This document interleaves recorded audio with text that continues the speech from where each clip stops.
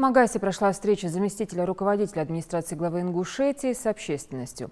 Собравшиеся обсудили ситуацию в регионе, а именно экстремистские проявления среди молодежи. Что толкает некоторых ребят на сомнительный путь и как просветить затуманенное сознание. Репортаж Жаридат Халухоевой. Что заставляет нашу молодежь взяться за оружие и как вообще обезопасить себя от различного рода идеологий, связанных с терроризмом и экстремизмом? В связи с недавними событиями эти вопросы стали актуальны как никогда. Почему мы стали отходить от моральных ценностей? Ведь неважно, мусульманин ты или нет. В первую очередь нужно оставаться человеком, которому не дозволено покушаться на чужую жизнь.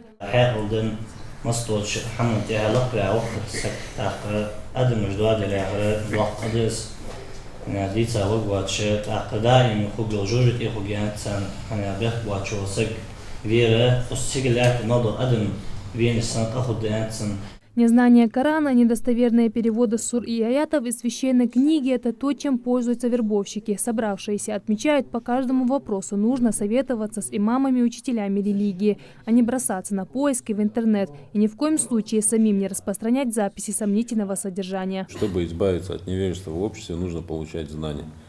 Я обращаюсь к молодежи и вообще к нашему обществу, получать знания, изучать религию, прежде чем принять какое-то решение, узнать, какую степень это имеет в исламе.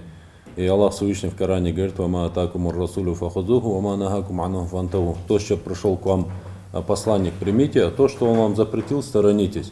И чтобы знать, с чем он к нам пришел и что он нам запретил, мы должны изучать его биографию, изучать религию. Учиться на чужих ошибках, получать достоверные знания о религии, заниматься спортом и твердо стоять на ногах. Собравшиеся пришли к выводу, что только так можно получить здоровое общество, свободное от различного влияния. Относительно недавно, 8-10 лет назад, насколько было нестабильно, неспокойно, говоря своими словами, в нашей республике.